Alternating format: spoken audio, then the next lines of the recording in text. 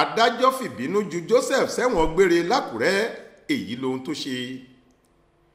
Ilé-ẹjọ́ gíga kan tó fìkàlẹ̀ sílùú Àkúrẹ́ ti ní kí ọkùnrin ẹni ọdún 37 kan Joseph Agbomu lọ lo ìyókù ìgbé ayé ẹ̀ nínú ọgbà ẹ̀wọ̀n lẹ́yìn tó jẹ̀bi ẹ̀sùn fífipá bá ọmọdébìnrin ẹni ọdún 6 kan lò pọ̀.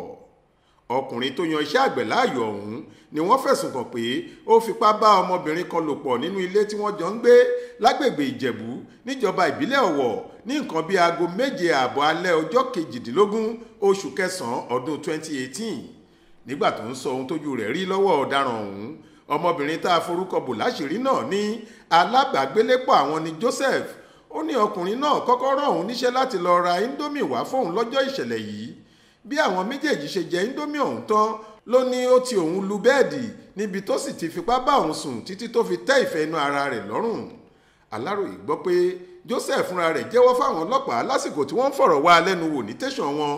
Wọ́n ní ó wà nínú àkọọ́lẹ̀ tó buwọ́lù lọ́dọ̀ àwọn agbófinró níbi tó ti fìdí rẹ̀ múlẹ̀ pé lóòótọ́ lòun ṣe kinní fún ọmọ ẹni táwọn jọ ń gbélé ọ̀hún lẹ́yìn tóun ti kọ́kọ́ mú egbòogi amárale kan. Ẹ̀sùn méjèèjì tí wọ́n kà sí Joseph lẹ́sẹ̀ ni agbẹnusọ fún ìjọba amòfin T.L. Ògúndáre ní ó tako abala 375 375 àti 378 378 nínú ìwé òfin ìpínlẹ̀ Ondo ti ọdún 2006. Ẹlẹ́rìí mẹ́ta nínú èyí tí ọmọbìnrin náà fúnra rẹ̀, bàbá tó bí àti ọlọ́pàá kan ni agbèfọ́ba ọ̀hún kó síwájú kóòtù láti wá jẹ́rìí tako Joseph lásìkò ìgbẹ́jọ́ ọ̀hún.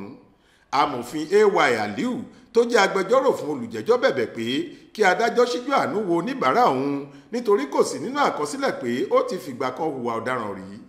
Nígbà tó ń gbé ìdájọ́ rẹ̀ kalẹ̀, onídàájọ́ Yẹmí Fásánmi ní olùpẹ̀jọ́ ti fìdí ẹ̀rí rẹ̀ múlẹ̀ kọjá iyèméjì nípasẹ̀ àwọn ẹlẹ́rìí tó kó wá sílé ẹjọ́. Ó ní òun rán ọkùnrin náà lẹ́wọ̀n gbére kó lè jẹ́ ẹ̀kọ́ ńlá fún ẹnikẹ́ni tó tún lè fẹ́ dán irú àṣàkáṣà bẹ́ẹ̀ wò.